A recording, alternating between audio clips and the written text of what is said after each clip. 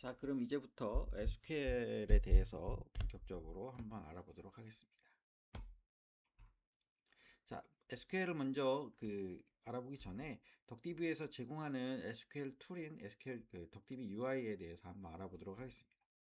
덕디비 1.2 버전에서는 덕디비의 웹 인터페이스로 덕디비 UI를 제공을 합니다. 일반적으로 앞에 강의에서 말씀드렸는데 덕디비 CLI는 까만 바탕에 하얀 글씨 커맨드 라인으로 되어 있죠. 그래서 거기서는 긴 SQL을 작성하는 데 조금 에러가 좀 있습니다. 그래서 DB 비버 같은 SQL 툴을 뭐 덕DB에 붙여서 쓸 수도 있는데 덕DB에서는 덕DB 자체적으로 그런 SQL 툴로 덕DB UI라고 하는 유저 인터페이스를 제공을 합니다. 이 덕DB UI는 다른 SQL 툴과는 달리 설치해서 쓰는 게 아니고 웹브라우저 상에서 쓰는 UI입니다. 그래서 약간 주피터 노트북하고 비슷하게 생겼어요. 그래서 주피터 노트북 사용해 보신 분들이라면 뭐 크게 어렵지 않게 사용하실 수 있을 거라고 봅니다. 그래서 덕DB UI를 실행하기 위해서는 여기서처럼 덕DB를 실행할 때 여기 옵션으로 -UI 해서 실행을 하시거나 덕DB를 들어가셔서 여기서 콜 언더바 스타트 언더바 UI 이렇게 해서 실행을 하실 수 있습니다. 덕DB UI는 이렇게 생겼어요. 그래서 처음에 왼쪽에 노트북 선택, 객체 카탈로그, 테이블 프리뷰 이렇게 크게 세 가지가 있는데 노트북 선택은 이제 여러 가지 주제에 맞는 SQL들을 이렇게 모아놓는 노트북들을 선택할 수 있고 지금 현재 접속된 데이터에 어떤 테이블들이 있는지를 보기 위해서는 이렇게 객체 카탈로그가 있습니다. 한번 실제로 보면서 해볼까요? 지금 보시면 여기 UI가 있는데요. 여기 지금 노트북들이 여러 개 있죠? 지금 이 중에 어떤 노트북을 쓸 거냐 여기 5장 노트북을 선택을 하면 여기 5장에 관련된 지금 SQL들이 있고 6장 선택을 하면 6장에 관련된 SQL들이 있습니다. 그래서 이렇게 노트북 선택할 수 있고요. 지금 어태치 데이터베이스라고 해서 지금 여기서 이제 데이터베이스를 또 이제 접속을 파일을 추가할 수도 있습니다. 여기 로컬에 있는 데이터베이스 파일을 추가할 수도 있고 URL 인터넷상에 있는 데이터베이스도 추가할 수 있고요. 메모리를 더 추가할 수도 있습니다.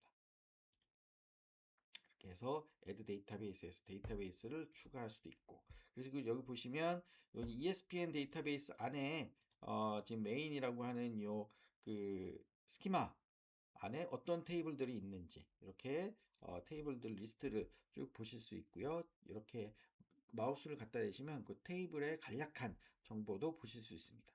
이 중에 이제 어떤 테이블에 대해 정보를 보고 싶다 하면 이렇게 테이블 누르면 이 밑에 테이블 프리뷰 그 정보가 뜨는데요. 여기 보시면 컬럼명 그리고 여기 간단한 히스토리 컬럼의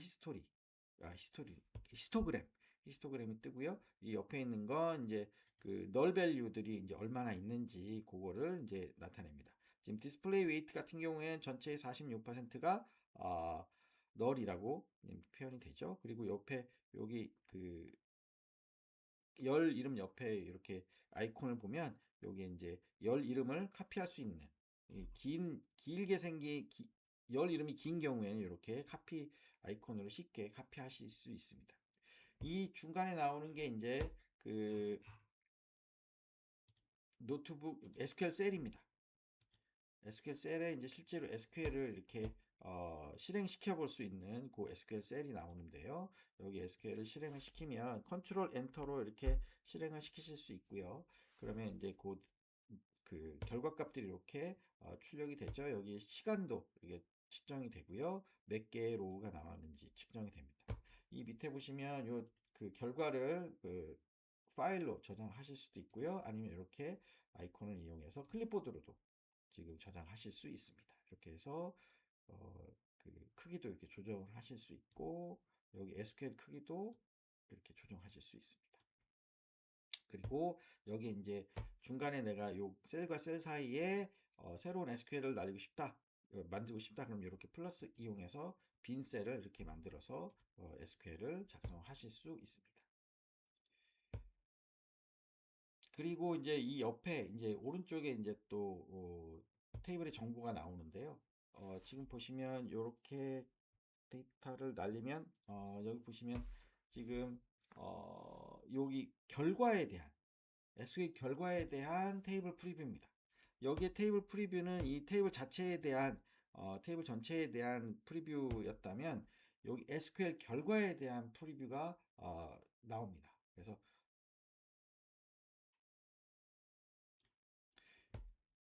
그래서 보시면 테이블 자체에 대한 그 SQL 실행 결과에 대한 프리뷰가 이렇게 나오는 그 창을 보실 수가 있습니다. 여기서도 보시면 테이블 결과 값에 대한 프리뷰도 보실 수 있고요. 프리뷰도 마찬가지로 카피를 하거나 테이블 그 파일로 저장하실 수 있고 데피니션을 선택하시면 여기 create 형태의 SQL 문장을 보실 수도 있습니다.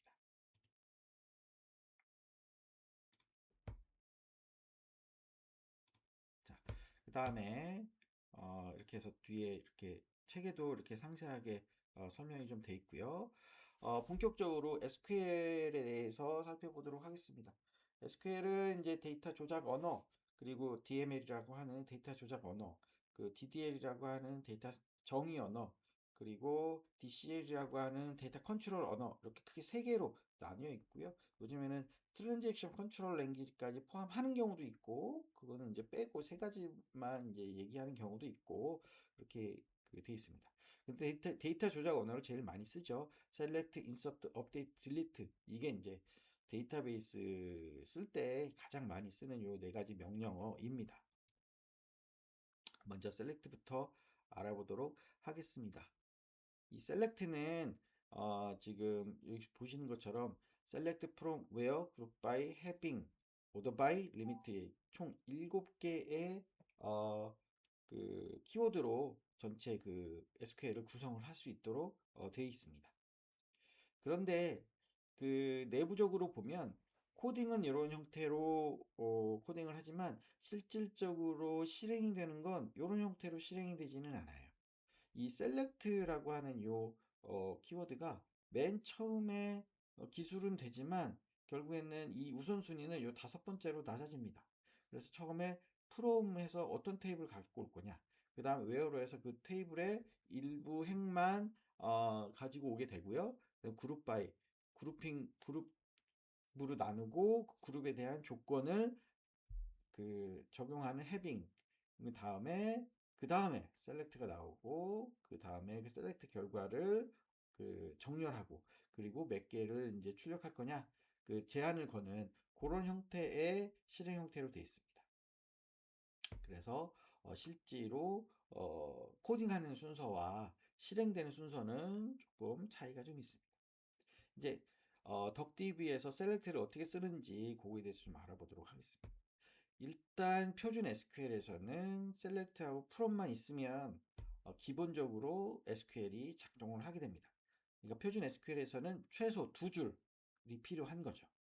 그런데 지금 그리고 select와 from의 그 순서는 select를 먼저 하고 코딩이 여기 오도에도 있죠. select를 먼저 하고 그 다음 from 이렇게 오는 게 표준 SQL의 일반적인 최소 형태의 순서입니다. 그런데 덕DB에서는 select하고 from의 순서를 바꿀 수가 있습니다. 여기서 이제 바꾸게 이제 허용을 한 이유는 이제 실행의 순서를 조금 반영하기 위해서 이렇게 바꾼 것으로 이제 보여집니다. 그런데 이제 하나 오해하시면 안 되는 게 그러면 실행의 형태로 해서 코딩을 하면 되냐? 또 그렇지도 않습니다. 단지 select하고 from만 바꿀 수 있지 그 밑에 있는 순서는 지켜져야 됩니다. 그러니까 무조건 from select 다음에 where 이렇게 와야 되는데 from 다음에 where 오고 select 오고 이거는 허용하지 않습니다. 그래서 반드시 select하고 from만 바꿀 수 있다. 여기서처럼 select하고 from 바꿔서 from players 해서 select 이렇게 하는 요 문장은 SQL은 가능하다. 그래서 요 실행의 형태를 일부 반영하기 위해서 이렇게 바꾸는 것을 허용했습니다. 다음으로 select star를 생략을 할 수 있습니다. 데이터베이스를 이제 처음 이제 접하시는 분들이 가장 먼저 이제 그 실행하시는 그 명령이 일단 테이블 리스트를 확인을 하시죠. 그다음 테이블 리스트가 확인됐으면 내가 원하는 테이블의 이름을 가지고 이제 그 테이블 어떻게 생겼나 이걸 보기 위해서 select star from 테이블 이름 이 형태로 많이 쓰십니다. 근데 그런 형태로 쓰시다 보면 하나 주의하셔야 되는 게 테이블이 너무 크다 보면 그 자체에 좀 부하가 걸릴 수 있죠. 근데 그렇게 하지 않는 게 좋기는 하지만 뭐 컬럼이 뭐가 있는지도 모르고 테이블 어떻게 생겼는지 모르는데 그걸 이제 확인하기 위해서 이런 형태로 이제 많이들 하시는데 그렇게 의미 없이 던지는 셀렉트 스타는 덕디브에서 생략할 수 있습니다. 그래서 앞에서 말씀드렸다시피 표준 SQL에서는 select star from 테이블 이름 이렇게 최소한 두 개의 키워드로 구성된 SQL이 최소 단위이지만 덕DB에서는 select star를 생략할 수 있기 때문에 from 테이블 이름만 가진 요런 한 줄짜리 SQL도 실행이 가능합니다. 이렇게 해서 의미 없는 SQL은 생략할 수 있다. 그리고 또 하나 재밌는 옵션이 스타 옵션입니다. 스타는 셀렉트 스타 할 때 그 스타를 말하는데요. 일반적으로 열이 너무 많아서 다 일일이 다 작성하기 기술하기 어려울 때 이렇게 스타를 쓰죠.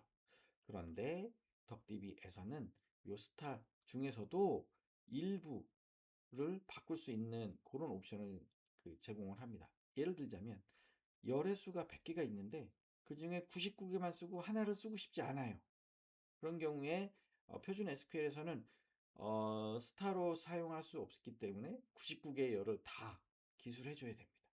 근데 덕DB에서는 요 exclude 옵션을 사용해서 스타로 전체 열을 선택하고 그 전체 열 중에 몇 개를 빼고 싶을 때 그때 요 exclude를 사용해서 뺄 수 있습니다. 또 rename이라는 옵션은 스타로 전체 열을 선택하고 그 열 중에 한두 개의 이름만 내가 바꾸고 싶을 때 그럴 때 이렇게 사용할 수 있습니다. 그래서 rename으로 열을 바꿀 이름 바꿀 열과 변경 이름 지정해서 그것만 바꾼다. 여기서도 보시면 셀렉트 스타에서 전체 열을 가지고 오는데 익스클루드에서 요 두 개의 열만 뺀다. 그러니까 셀렉트 스타에서 만약에 100개의 열이 있다면 98개의 열을 갖고 오겠죠. 98개 열을 갖고 오는데 또 그 중에 열의 이름을 바꾸는데 로케이션이라고 하는 열의 이름은 위치로 바꾸고 네임이라고 하는 이름은 이름으로 바꾼다. 나머지는 다 그대로 갖고 온다. 이런 경우에 쉽게 사용할 수 있는 옵션으로 스타 옵션이 있습니다. 이제 웨어를 사용한 필터링을 이제 한번 알아보도록 하겠습니다. 이 보통 우리가 이제 조건절하고 수로식이라고 표현을 하는데요. 조건절은 수로식으로 구성된 그리고 end로 구성된 그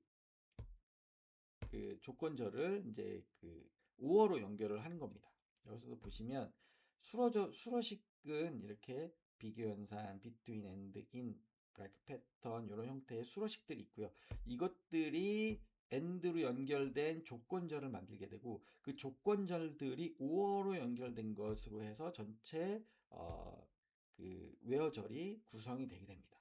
사실 이렇게까지 뭐 세분하게 나누지 않아도 사용 다들 하셨으니까 뭐 다들 뭐 익숙하시겠지만 학문적으로 보자면 이렇게 크게 조건절과 수로식으로 나눌 수 있다. 그 정도만 알아두시면 될 것 같습니다. 필터링을 한번 그 유형을 좀 한번 살펴보도록 하겠습니다. 웨어절의 단일 수로식 그냥 조건 하나만 있는 수로식 하나 여기 조건 하나를 사용해서 웨어절을 그 조건을 줄 수 있죠. 이게 아주 기본적인 요 방법이고요. 요 조건, 요 수로식을 여러 개. 수로식은 반드시 and로만 엮일 수 있습니다. 그래서 and로만 엮여서 요게 전체 조건식이 되는 거죠. 조건식이 되고 이 조건식을 또 오어로 연결을 하는 그게 이제 그렇게 해서 마지막으로 조건들이 웨어 조건이 설정이 되게 됩니다. 수로식에는 또 between and의 수로식이 있습니다. 그래서 여기서처럼 attendance에서 만 그리고 이만 여기서 이제 between은 헷갈리시는 분들이 있는데 이상과 이하에서 경계값을 포함합니다. 그래서 between으로 된 지금 수로식 하나 그리고 그 조건절로 된 요 수로식 하나 해서 요 두 개의 수로식이 and로 연결된 조건절 하나로 구성된 외어절입니다. 그리고 이제 in을 사용하는 수로식해서 지금 8480과 6020 두 개의 그 데이터를 가지는 베뉴 아이디만 가지고 오는 이런 수로식이 있을 수 있고요. like를 사용해서 문장 패턴 필터링을 사용할 수도 있습니다. 그래서 여기서처럼 퍼센트를 주면 앞에 무슨 문자가 있던 간에 뒤에 이렇게 퍼센트를 주면 뒤에 무슨 문자가 있던 간에 결국에는 사우스 코리아라고 하는 요 문장 스트링이 들어간 시티즌십만 걸러서 보는데 여기서 like가 아니고 I like로 돼 있죠. I like는 그 대소문자 구분을 하지 않는 그 조건을 그 패턴을 말할 때 지정할 때 I like를 쓰고요. 그냥 like만 쓰면 대소문자 구분을 하게 됩니다. 그룹바이는 주로 이제 그 분석 작업에서 많이 사용을 하죠. 그래서 하나 이상의 열을 기준으로 테이블을 더 작은 그룹의 테이블로 나누는데 사용하는 그런 그 키워드입니다. 그래서 지정된 열에 포함된 고유값들의 데이터 조합으로 생성이 됩니다. 이 얘기는 뭐냐? 지금 여기 보시면 그 집계 함수, count라는 함수를 사용하기 전에 지금 포메이션과 위너 두 개의 열을 줬죠. 결국에 포메이션 값이 4개고 위너 값이 2개라면 지금 총 4 곱하기 2 해서 총 8개의 조합이 생성이 될 수 있습니다. 그래서 그 조합별로 카운트 값의 결과 값들이 생성된 크게 그 열이 3개의 열로 구성된 총 8개의 행으로 구성된 지금 결과값이 나오게 되죠. 그런데 지금 여기 보시면 그룹 바이 올이라고 했습니다. 원래는 이 그룹 바이 다음에 여기 셀렉트에 있는 그 그룹 바이 기준값들이 같이 이렇게 와야 됩니다. 덕DB에서는 이것도 중복적인 좀 그 작업이라고 생각을 했던 것 같아요. 그래서 all이라고 하면 여기에 있는 셀렉트에 있는 여기 구분값, 그룹핑의 구분값들이 그대로 사용이 됩니다. 이게 어디서 편리하느냐? 여기에 만약에 또 하나의 그룹 값을 넣거나 하나의 그룹 값을 뺐다라고 하면 기존의 과거 그 표준 SQL에서는 여기에 또 똑같은 작업을 하고 여기도 똑같은 작업을 두 번 작업을 해야 했습니다. 근데 여기 all이라고 쓰면 그냥 여기서만 셀렉트 작업에서만 하면 되기 때문에 오류를 낼 가능성이 훨씬 적어지죠. 그래서 굉장히 편리하게 사용할 수 있는 기능입니다. having은 그룹 바이로 분리된 그룹 중에 특정한 조건에 해당하는 그룹만 사용할 때 그룹에 대한 조건을 사용할 때 사용하는 그런 음, 그런 키워드입니다. 그래서 지금도 보시면 그룹 바이 올로 해서 팀 네임과 포지션으로 지금 그룹핑을 했죠. EPL은 팀이 20개니까 여기 팀 네임으로 20개의 그룹이 만들어질 거고요. 포지션은 골키퍼, 수비수, 미드필더, 공격수 이렇게 4개로 되어 있으니까 총 80개 그룹핑이 되겠죠. 그 중에 맨체스터 유나이티드하고 토트넘 하스터만 갖고 와 했으니까 이 팀 네임으로 그룹핑된 그룹 중에 20개 중에 2개만 갖고 오게 되겠죠. 그래서 총 8개의 그룹에 대한 그룹으로만 그룹핑이 되니까 총 행이 80개가 아니고 총 8개로 나오게 될 겁니다. 그 다음에 이제 오더바이는 특정 열에 따라 쿼리를 정렬하는 그래서 ASC는 내림차순으로 DCC는 오름차순으로 아 그렇죠. ASC가 오름차순, 이게 내림차순이죠. 제가 거꾸로 설명드렸네요. 그래서 이렇게 해서 오토바이에서 팀 네임은 오름차순으로, 선수 수는 내림차순으로 이렇게 정렬을 하겠다 할 때 이렇게 사용을 하고요. 리미트라고 하는 건 덕DB에서 제공하는 그런 그 기능, 그 키워드입니다. 표준 SQL에서 제공하지는 않고요. 일부 데이터베이스에서만 제공하는 건데 행의 수를 제한할 때 사용합니다. 그러니까 여기서 리미트 5라고 하면 아무리 행이 많은 결과값이라고 해도 위에 있는 5개만 가지고 온다. 그래서 아까 제가 셀렉트 스타 설명드릴 때 셀렉트 스타가 가끔 이렇게 큰 테이블은 데이터 그 테이블 전체를 갖고 오기 때문에 좀 테이블의 부하를 좀 많이 준다고 그 데이터베이스의 부하를 많이 준다고 말씀드렸죠. 그런 경우에 이렇게 리미트 3, 뭐 리미트 1 하면 전체를 다 갖고 오는 게 아니기 때문에 테이블의 부하 없이 전체 테이블을 볼 수 있는 매우 유용한 데이터입니다. 그 키워드입니다. 그리고 가끔 이제 이것을 이제 탑 5, 탑 10 이렇게 쓸 수도 있어요. 위에서 오더바이로 해서 전체 데이터를 정렬한 다음에 위에 10개, 뭐 5개만 하면 탑 5, 탑 10 이런 형태로 데이터를 필터링 할 수도 있습니다. 그래서 그런 경우에도 좀 유용하게 사용할 수 있는 기능으로 쓸 수 있습니다. 그 다음에 이제 셀렉트를 지금까지 알아봤고요. 이제 인서트를 좀 알아보도록 하겠습니다. 인서트는 테이블의 행 단위로 데이터를 삽입하는 그런 명령어입니다. OLTP 작업에서는 주로 행 단위로 하나씩 삽입하는 경우가 많습니다. 예를 들어서 은행의 경우에는 입금하면 이제 하나의 행이 쭉 들어가죠. 근데 그런 경우는 이제 insert into values 해서 요 하나의 행을 집어넣는 그런 경우들이 많이 있습니다. 그런데 분석 작업을 해보셔서 아시겠지만 분석 작업인 경우에는 어떤 파일, 대규모 파일로 이제 뭐 데이터를 받는다거나 이런 경우가 많아서 그 데이터를 한꺼번에 이제 집어넣어야 되는 경우들이 많죠. 근데 이렇게 하나하나 집어넣으면 그 집어넣다가 뭐다 작업 시간이 다 끝나버릴 겁니다. 그런 경우에는 인서트 인투 한 다음에 셀렉트 문장을 가지고 검색된 결과 전체를 삽입해버리는 그런 경우로도 많이 쓰는데요. 지금도 보시면 인서트 인투에서 이 테이블에 인서트 인투를 하는데 이 뒤에 프롬만 이렇게 돼 있죠. 근데 여기 앞에서 이제 말씀드린 대로 여기 셀렉트 스타가 이제 생략이 되어 있는 겁니다. 그래서 셀렉트 스타 그래서 프롬에서 요 uefa.champions.csv 요 파일에 있는 모든 데이터를 지금 요 테이블 안으로 집어넣는 요런 구문이 이렇게 됩니다.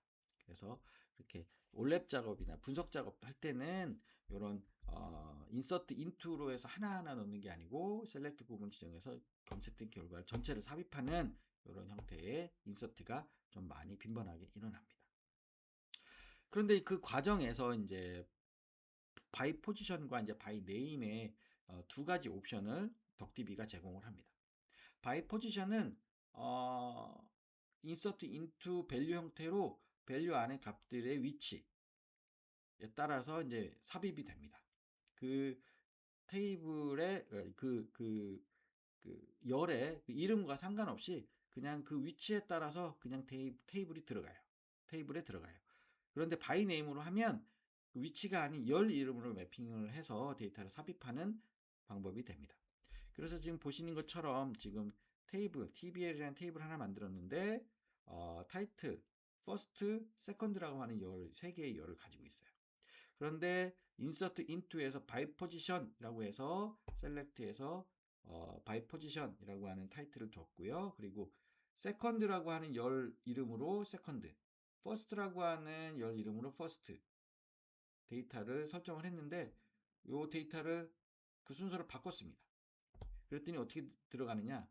아무리 second라고 first라고 하는 열 이름을 줬어도 by position이라고 하는 이 옵션을 줬기 때문에 순서대로 second와 first가 이렇게 들어가 버리게 됩니다. 그런데 여기서 그렇게 옵션을 주지 않고 by name으로 주면 second는 second 열에, first는 first 열에 이렇게 들어가 버리죠. 그래서 이름의 형태로 집어넣을 거냐, 위치 형태로 들어갈 거냐, 이 옵션을 선택하도록 되어 있습니다. 그 다음에 업데이트입니다. 업데이트는 지정된 조건에 일치하는 행의 특정 열 데이터를 새로운 데이터로 갱신하는 그런 작업을 업데이트라고 합니다. 보통 분석 작업에는 업데이트가 많이 사용이 되진 않습니다. 업데이트가 보통 사용되는 경우가 한 군데 있는데 특정 테이블하고 조율해서 열 데이터를 모두 변경하는 작업. 예를 들자면 어떤 테이블의 코드값 수로 01, 02 코드 값으로 되어 있는데 그 코드 값을 그 실제 코드 이름 뭐 01은 뭐 골키파, 02는 공격수 뭐 이런 식으로 바꿔야 할 때 이런 경우에 많이 사용이 되죠. 여기서 보이는 것처럼 업데이트해서 스탠딩 테이블의 팀 네임, 디스플레이 네임하고 같으면 팀 네임을 디스플레이 네임으로 바꾸는 겁니다. 뭐 그래서 팀 아이디가 같은 것들을 조건을 잡아서 디스플레이 네임, 팀 네임이 조금 짧게 되어 있는 네임인 경우에 이제 전체 풀 네임으로 이렇게 바꾸는 이런 형태의 그런 그 작업들이 분석 작업에서는 업데이트가 많이 활용되는 그런 경우입니다. 그 다음에 마지막으로 이제 DML 중에 마지막 딜리트입니다. 딜리트는 테이블에 존재하는 일부 그리고 전체 데이터를 삭제를 하는 사용이 됩니다. 데이터만 삭제가 되고 테이블 구조는 그대로 남아있게 됩니다. 웨어 조건이 설정된 경우에는 해당 조건에 맞는 데이터만 테이블에 삭제되는데 웨어 조건이 설정되어 있지 않은 경우에는 테이블의 모든 데이터가 삭제가 됩니다. 이렇게 DML에 대해서 알아봤습니다. 이번에는 DDL에 대해서 알아보겠습니다. DDL은 데이터 정의하는 언어입니다. 그래서 데이터베이스에서 사용하는 스키마, 테이블, 뷰와 같은 객체를 생성하고 변경하고 제거하는 명령. 생성은 create, 변경은 alter, 그리고 제거는 drop의 명령을 사용을 합니다. 첫 번째로 create입니다. 테이블을 생성할 때는 create table이라고 사용을 하는데요. 좀 잘못됐네요. 테이블 생성하는데 조금 예제가 잘못됐는데 create table이라고 하는 명령을 사용을 합니다. 자, 이제 객체를 생성할 때 지금 좀 전에 create table이라고 이제 이렇게 나오죠. create table이라고 하는데 보통의 경우 그 분석 작업에서는 타 테이블이나 파일의 데이터를 바로 읽어서 테이블로 생성하는 경우가 흔히 발생을 합니다.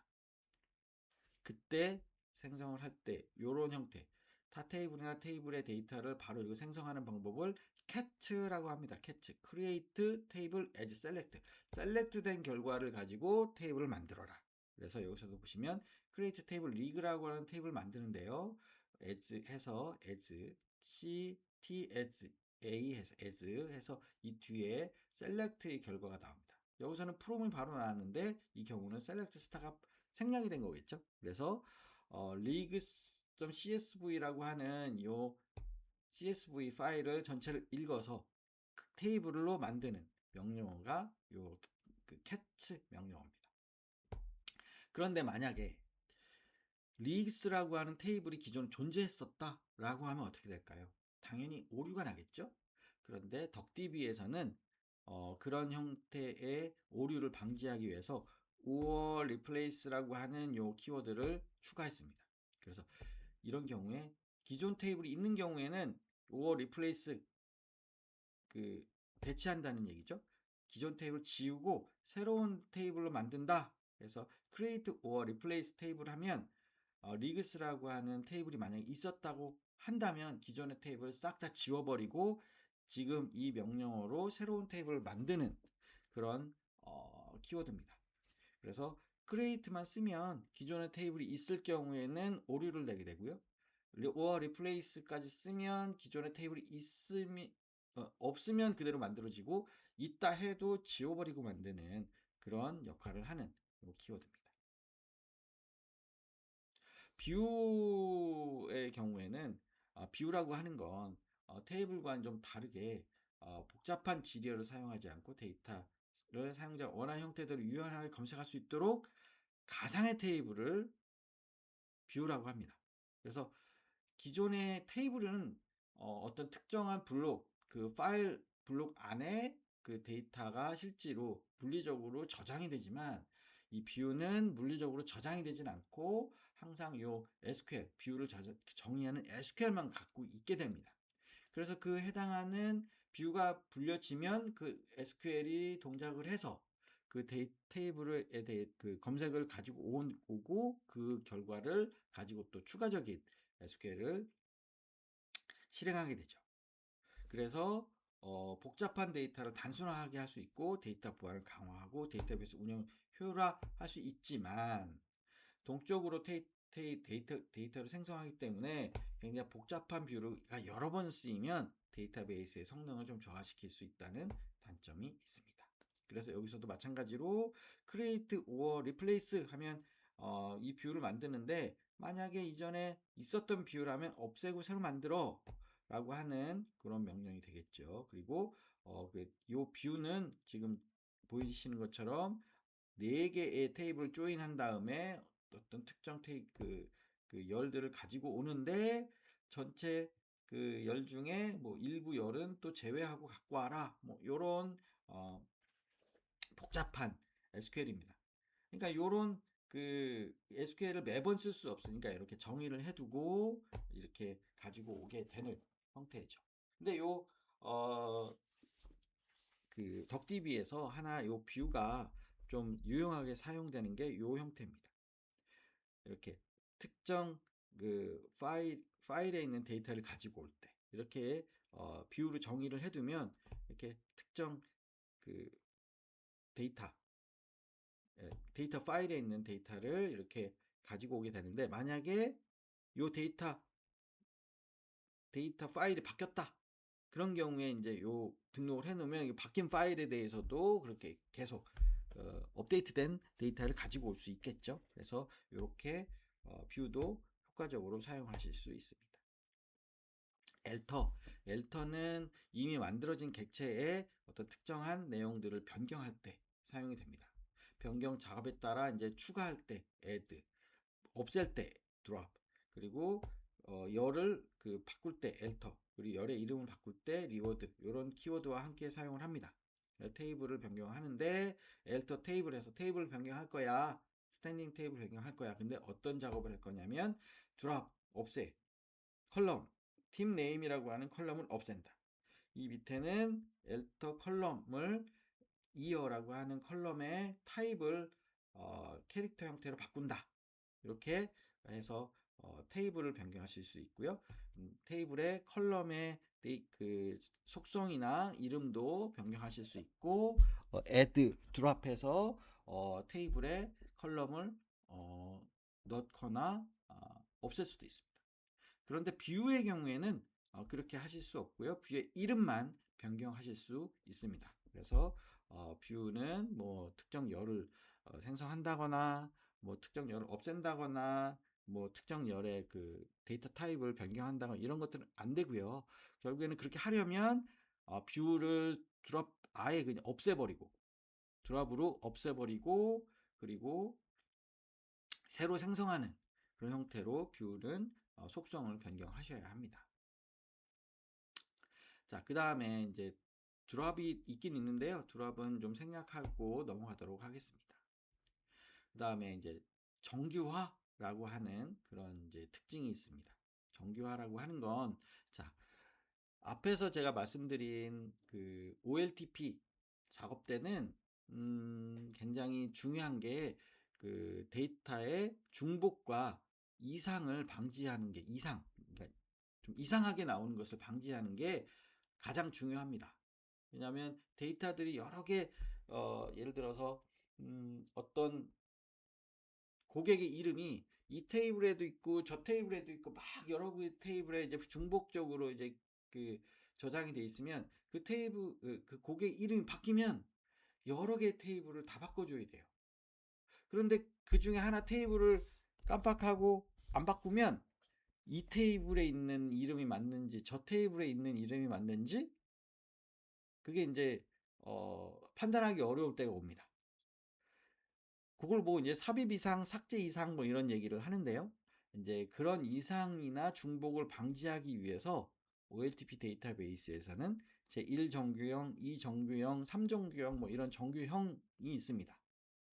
이런 정규화된 데이터 모델은 저장된 데이터의 무결성을 보장하기 위해서 사용하는 게 일반적입니다. 지금 말씀드린 대로 어떤 테이블에서는 이름이 홍길동으로 돼 있는데, 예를 들어서 학번이 1번인 학생이 어떤 테이블에서 홍길동으로 돼 있는데, 어떤 어떤 테이블에서는 학번이 1번인 학생의 이름이 뭐 성춘향으로 돼 있다.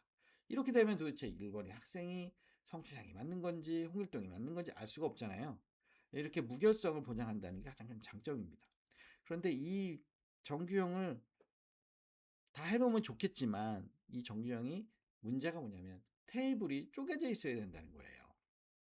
결국에는 지금 얘기한 것처럼 이름이라고 하는 테이블, 학번과 이름을 가지고 있는 테이블이 또 따로 있어야 되고, 학번과 또 뭐 거기 그 학생의 성격이 갖고 있는 테이블이 따로 있어야 되고, 이렇게 돼야 된다는 거죠. 그래서 테이블들이 너무 조각조각 쪼개져 버리는 게 가장 문제입니다. 그러면 실제로 데이터베이스가 일을 할 때 어떤 데이터를, 온전한 데이터를 가지고 오려면 수없이 많은 테이블들이 조인해야 되는, 근데 이제 데이터베이스는 조인이라는 연산이 굉장히 큰 비용이 드는 연산 중에 하나거든요.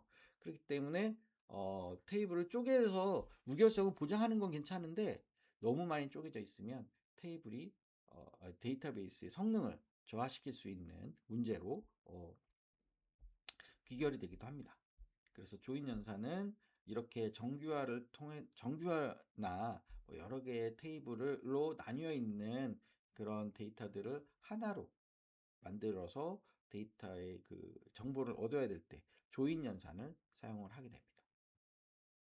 조인은 이제 과거에는 웨어저를 이용해서 사용을 했어요. 그러니까 두 개의 테이블을 from에 이제 기술을 해주고, 그 두 개의 테이블에 조인 키가 되는 키에 대한 컬럼들을 뭐 EQ 조인인 경우에는 equal 값으로 뭐 이렇게 세팅을 한 다음에 웨어절에서 이렇게 설정을 해서 사용하는 방법이 이제 예전엔 많이 사용이 됐는데, 이렇게 하다 보니까 실제로 조인을 위한 조건이 있고, 그 조인된 테이블에 대한 조건이 있고, 막 이 조건들이 막 헷갈리기 시작하는 거죠.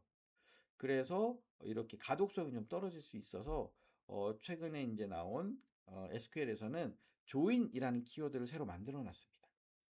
그래서 프롬절에 설정된 테이블을 왼쪽 테이블로 두고요. 조인절에 설정된 테이블을 오른쪽 테이블로 두고 이제 조인을 시행을 하는데, 조인 키의 열이 동일하다면 using이라고 하는 키워드를 사용해서 그냥 그 이름 하나만 달랑 줍니다. 예를 들어서 학번이라고 하는 두 개의 테이블에 학번이라고 하는 동일한 이름이 키가 있다면 그냥 using 학번 이렇게만 주는 거죠.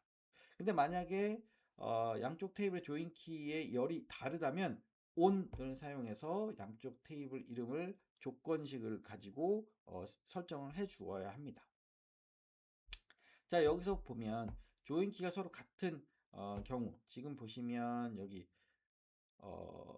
키 이벤트 2024 EPL이라고 하는 요 테이블하고 키 이벤트 디스크립션이라고 하는 요 두 개의 테이블을 조인을 하는데, 이 두 개의 테이블 모두에 키 이벤트 타입 id라고 하는 요 키 열이 있습니다. 그럴 때는 using 해서 이렇게 쓰면 이 두 개의 테이블이 요 키 이벤트 타입 id로 그 조인이 됩니다. 그래서 조인 명령어 뒤에 특별한 키워드 붙이지 않고 이렇게 사용을 하게 됩니다. 이 뒤에부터는 요 테이블을 가지고 그 그룹 바이도 하고 웨어도 하고 하게 되죠. 그래서 조인 키가 서로 같은 데이터만 반환하는 조인은 이제 내부 조인이라고 합니다. 그래서 이 키가 같아야만, 같은 것들만 이제 반환을 하게 됩니다. 그래서 이 부분은 이제 두 테이블에서 키가 같은 데이터만 결합하는 요 내부 조인, 이게 가장 많이 사용이 되는 조인의 방식이겠죠. 다음 외부 조인입니다. 이제 왼쪽 조인, 오른쪽 조인, 이제 풀 조인, 이제 특별한 이제 형태의 조인이 나오는데요. 이제 외부 조인, 그걸 보고 이제 외부 조인이라고 합니다. 보통 테이블 중에 한쪽만 일치하는 행위 없을 경우에도 행과 함께 반환한다. 보통 매칭이 안 돼도 데이터는 보여줘야 된다 라는 상황에서 주로 많이 쓰이죠. 예를 들자면 수강 신청을 한다고 이제 가정을 해보겠습니다. 그럼 학생들 리스트가 100명이 있는데 이 중에 50명만 수강 신청을 했어요. 앞에서 얘기한 그 이퀴 조인, 그러니까 동등 조인인 경우에는 두 개, 50개의 테이블 조인을 하게 되면 수강 신청한 학생 50명만 나오게 되는 거죠.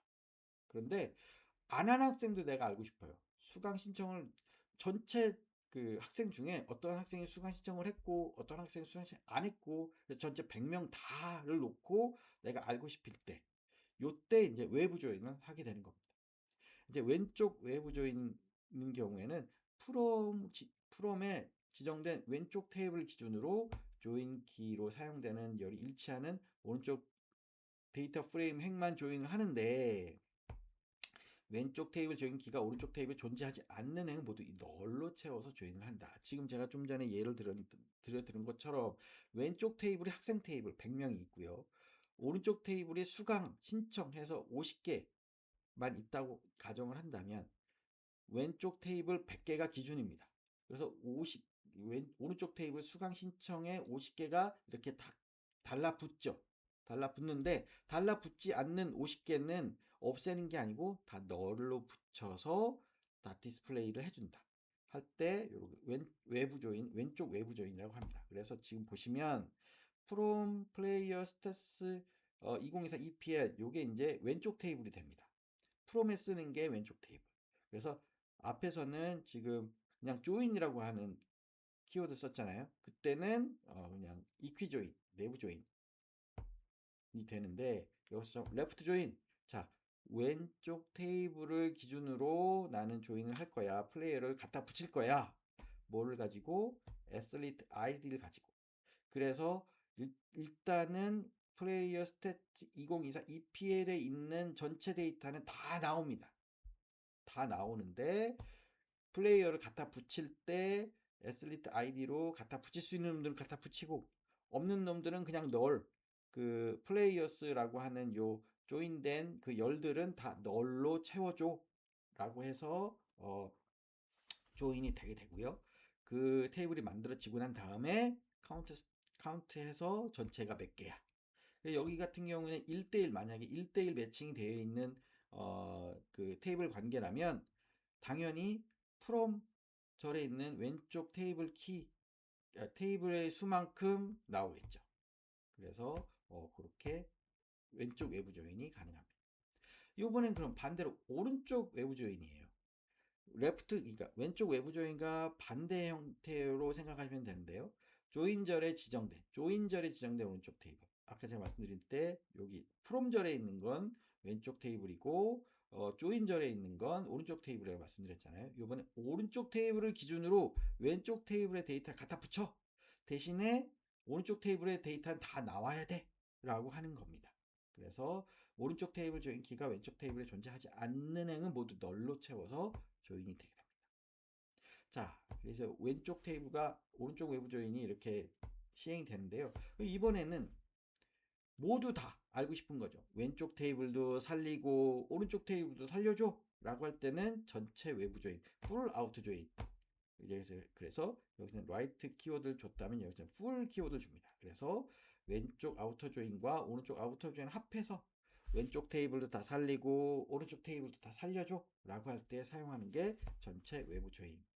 그래서 일치하지 누락된 쪽에 널 값을 채워서 산출을 하게 되는 거죠. 그래서 오른쪽 테이블에 그 존재하지 않으면 오른쪽 테이블에 널을 넣어주고요. 왼쪽 테이블에 존재하지 않으면 왼쪽 테이블에 존재하지 않는. 그러니까 오른쪽 테이블 외부 조인과 왼쪽 테이블 외부 조인을 서로 합한 그런 조인이 전체 외부 조인에 해당합니다. 자, 그 다음에 자연 조인이라는 게 있습니다. 자연 조인. 자연 조인은 간단하게 얘기하면 이런 조인 조건을 다 쓰기 싫어 라고 할 때 그냥 쓰는 겁니다. 이퀴 조인인데 아까 유징을 써서 여기 이퀴 조인 그냥 조인일 때 여기 유징을 썼잖아요. 유징을 썼는데 이것도 쓰기 싫어 라고 할 때 사용하는 게 이제 내추럴 조인입니다. 양쪽 테이블 조인을 할 때 같은 열이 기반으로 조인을 하는 방법.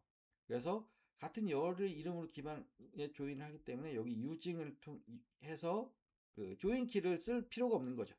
그래서 내추럴 조인 하면 그냥 양쪽 테이블에 테이블 이름이 같은 그러니까 그 열의 이름이 같은 걸로 이퀴 조인을 해줘, 이퀄 조인을 해줘 라고 할 때 씁니다.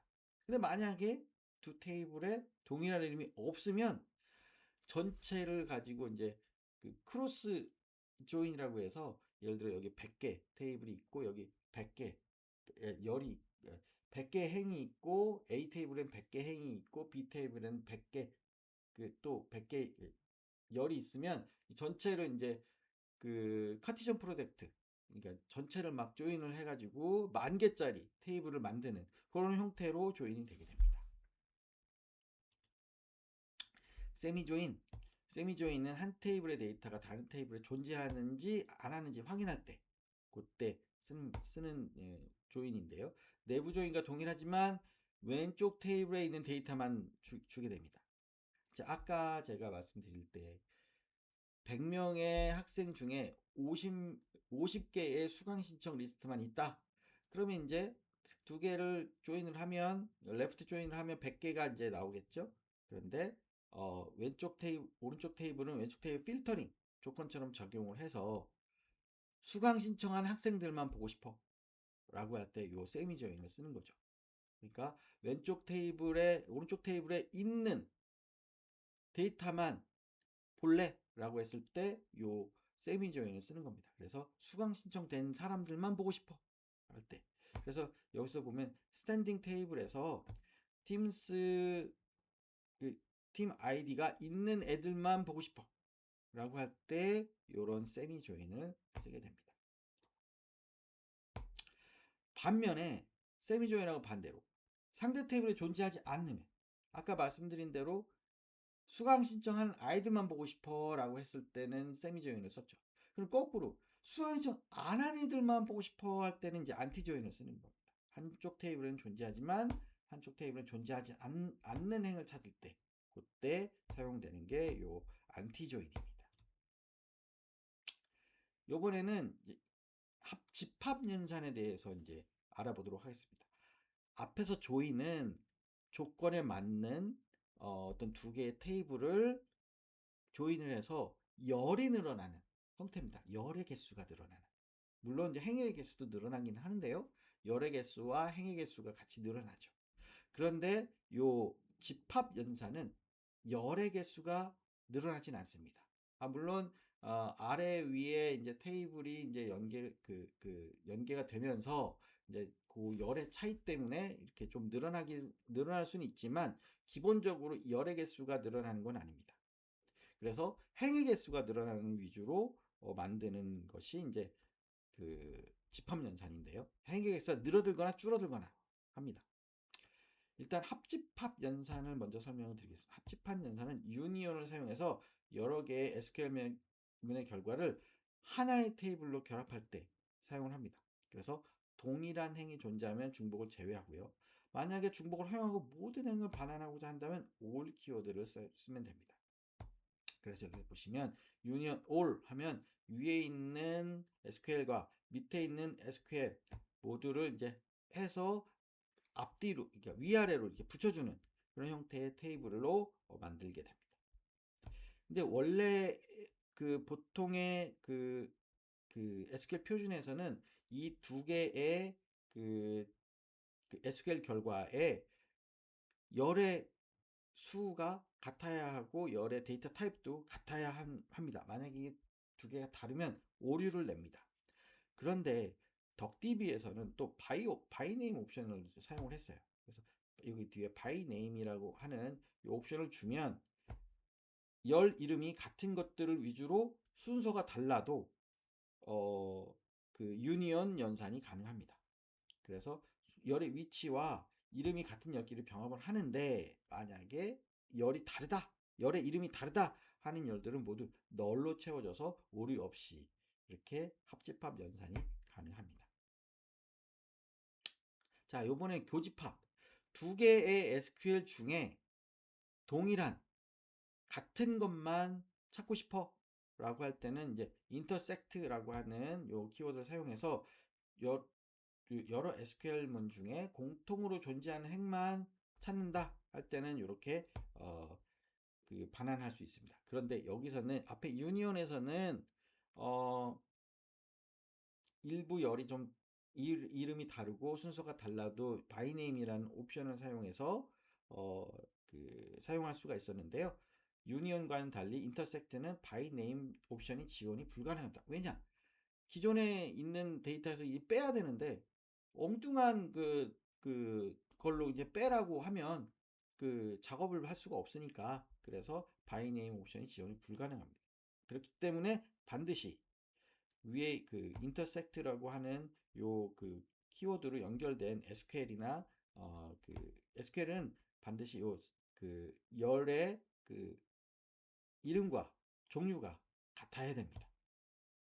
그래서 이렇게 지원이 불가능하다. 차집합 연산입니다. 지금 보시면 이제 그 연산들은 이제 우리 고등학교 1학년 때 배웠던 그 집합 연산하고 이제 동일하게 생각하시면 되는데요. except라고 하는 연산은 앞에 쿼리 결과에서 뒤에 쿼리를 뺀 나머지 마이너스, 보통 오라클에서는 이제 마이너스라는 옵션을 쓰는데 이제 덕디비에서는 except라고 하는 키워드를 사용을 합니다. 그래서 앞선 쿼리에만 존재하고 뒷 쿼리에는 존재하지 않는 행을 찾아낼 때 사용을 합니다. 당연히 이것도 바이네임 옵션은 사용을 할 수가 없어요.